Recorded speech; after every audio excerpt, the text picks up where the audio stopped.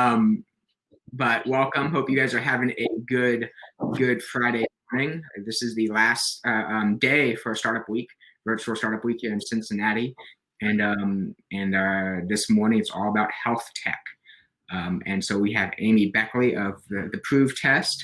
I'm going to share her story on. Okay, thank you, Kaylin. So share her story from basement to VC backed. This is going to be kind of exciting.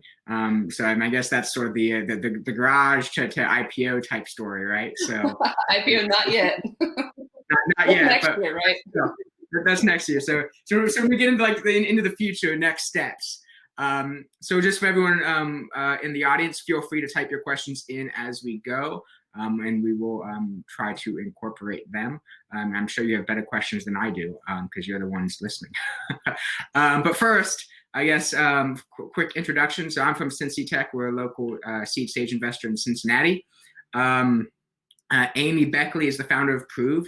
And Proov, at least from what I understand, is the first and only FDA-cleared test to confirm ovulation at home. And as I mentioned, sort of that garage to startup stories.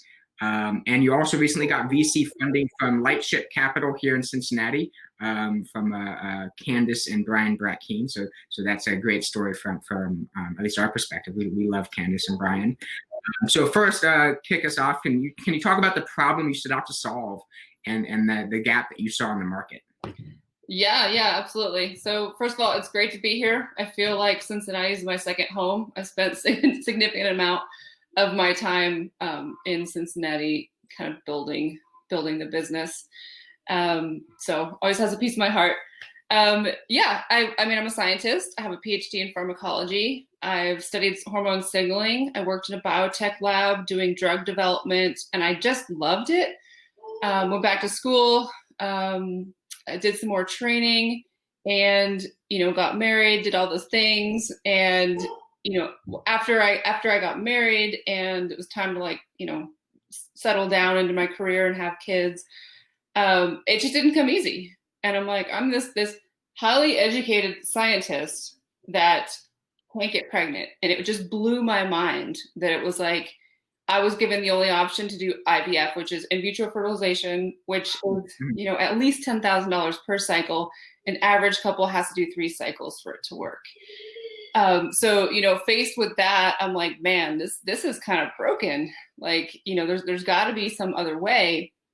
So I had my son as a result of IVF. We battled with infertility for about 3 years, and along the way, I had about 5 losses. And so we did do IVF. It took me 2 cycles, and the second cycle I was successful, and I have a son who is 10 now because of it. And a couple of years after I had my son, so my son was about 2 years old, I decided, I wanted to have another one, as crazy as that sounds. But this time I did not want to do IVF. I wanted to take, my science hat, put it on, and be like, okay, what's going on with me? Why am I not able to conceive? And I learned that I had a simple hormone imbalance. Something that there just was no good diagnostic in the market for. And so it was almost impossible for doctors to diagnose my problem because they didn't have a test for it, right? Kind of sounds like it's such a simple, easy fix, what it ended up being. But the fact that there was no good test to say, this is exactly what Amy needs. She doesn't need IVF. She needs this $100 thing instead of this $10,000 thing. And so, I pretty much work with my doctor. We had theories. We kind of tried things out, and I was able to conceive naturally after, having this theory that it was a hormone imbalance and just replacing the hormones my body was not making with additional ones that, pharmaceutical companies sell. And it was eye-opening that it was just, really quote unquote that easy. And that, I could have maybe saved the heartache of loss, saved the heartache of infertility, saved the money for IVF. I was privileged enough that I had a good career that I could pay for it, but many, many people are not. And so that's what kind of gave me the desire to do something, to develop a test that allows women to advocate for themselves to doctors, and for doctors to say, oh, this is the problem. She's not ovulating well. We had no idea. Ovulation used to be like, you are or you're not. Now it's like, will you have good ovulation and bad ovulation? And if you have bad ovulation, there are things that doctors can do, but they didn't really have a good tool to understand if it was a good or a bad ovulation until Proov came along. So, I mean, that was the idea. I was, my Instagram handle is infertile scientist because that's what I was. I was a scientist and I was infertile. I was not a self-made millionaire. I did not have, VCs on my Rolodex or anything like that. And so it was like, how do I do this? How do I do it? Like, how do I create this product, right? First thing was I went to the science. I went to my basement and I just, is this possible? Like, is it possible? Do I have, something in my mind? Is it scientifically possible to create some type of medical device that would fill this gap?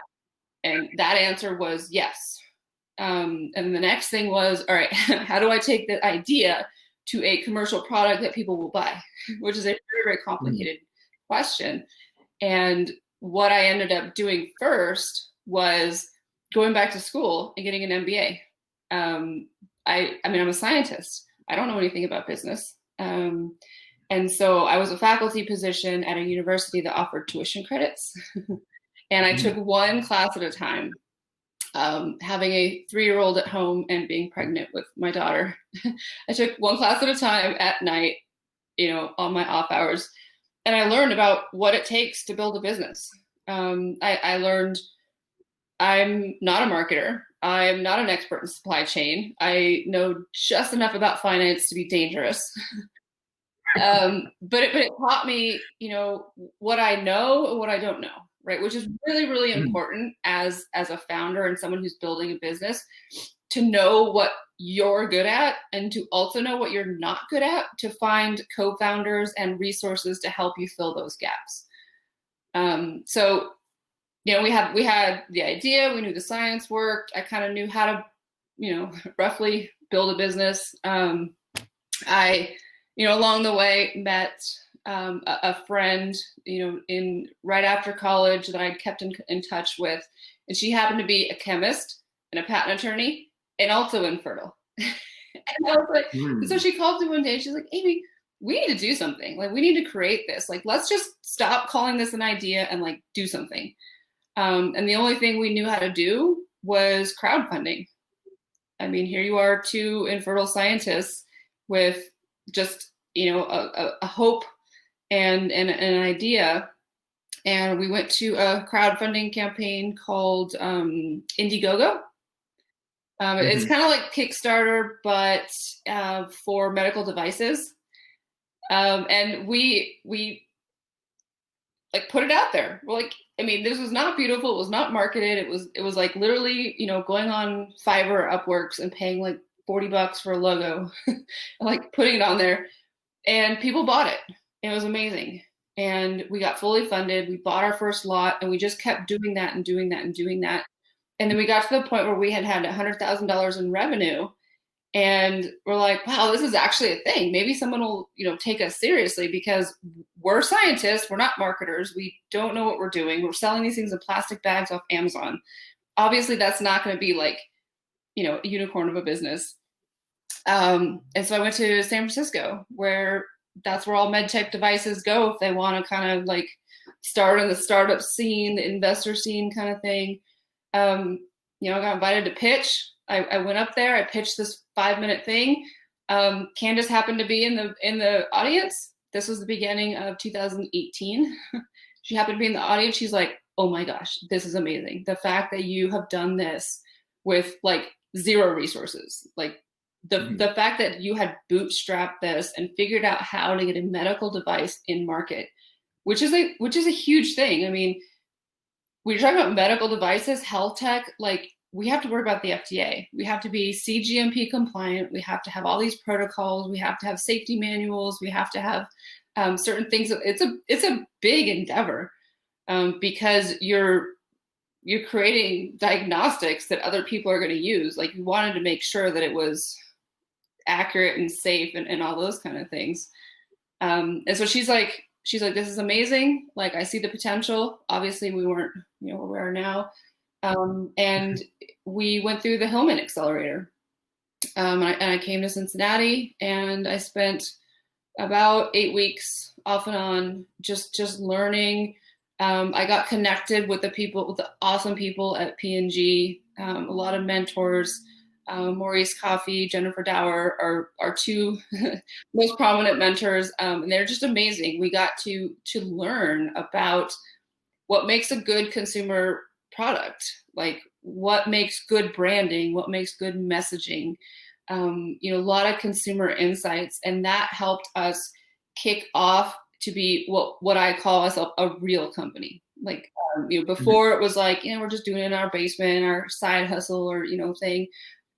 And we transformed to a real company. And it was amazing. After we went through Hillman Accelerator, we raised our first round of angel investment. That was the end of 2018. And then 2019, we just built the brand, redesigned everything, put our product in a box, got new packaging, just really refined the messaging. And it's not easy to do, because you can think you have a certain thing and you're like, oh yeah, consumers are totally going to understand that. Like, that's exactly what it is. But you realize they don't. And you're like, you spend, $25,000 making this awesome, amazing, cool video, and it totally bombs. And it's like horrible, right? And then you like get frustrated and you make this stupid little cartoon of pea sticks, and it's like, which one's different? And that brings in so many sales, because people understand that, right? And so it's like, you don't know, you have no idea, and it's just so crazy. But yeah, we built the brand. Summer of 2019, we get a call from Target, and they're like, we want you at Target. We're like, what? Okay. And so we went to Target, and we learned how to take an e-com brand onto retail shelf. We got to like look under the hood of Target and what they think about what they do. And that was amazing, because we can see like basically acquisition strategy, right? So, the P&G mentors help us understand our consumer and how to message the product, which worked, because you have these major retailers coming in going, wow, this worked, get it into retail. And then they're mentoring us about how it is to be a successful brand at retail, which is important for acquisition. So we got in Target.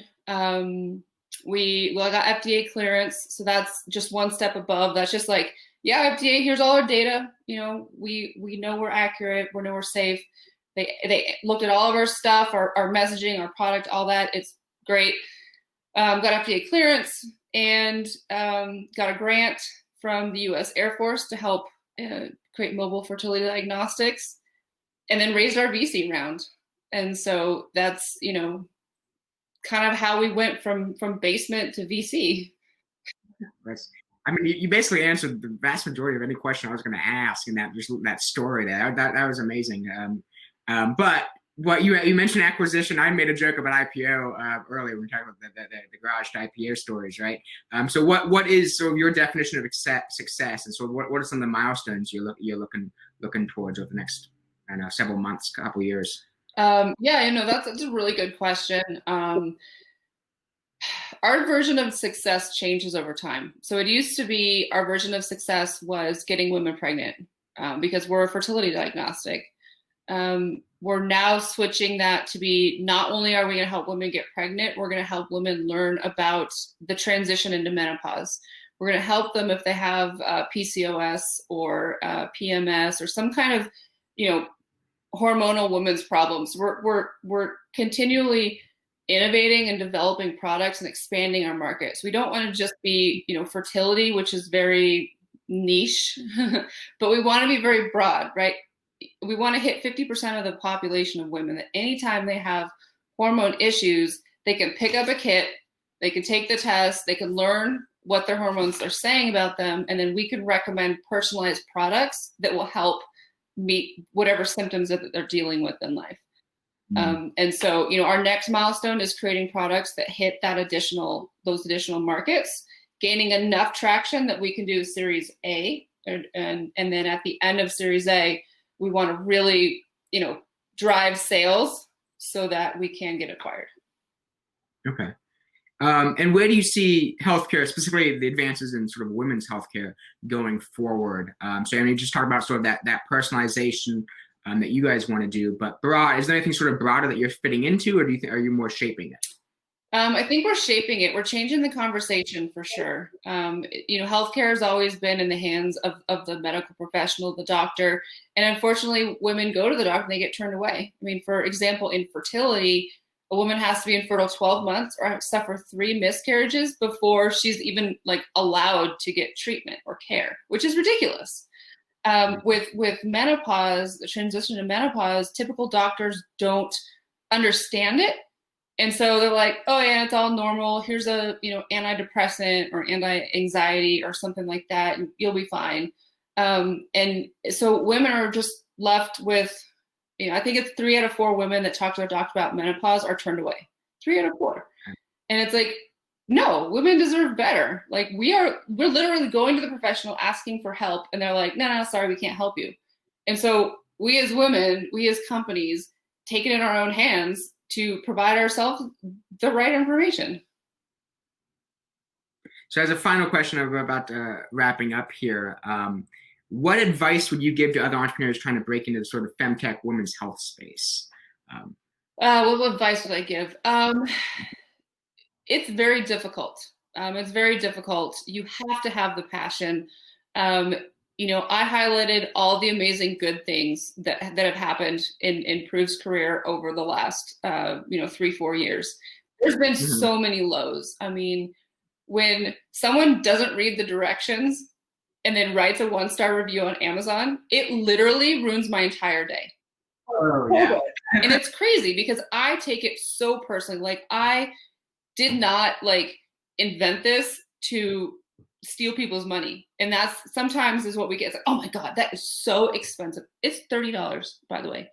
Oh my God, that's so expensive. I don't know if I want to invest in this product. And then it's so confusing, this and that. And I'm like, guys, it's hard to not take personal the bad things.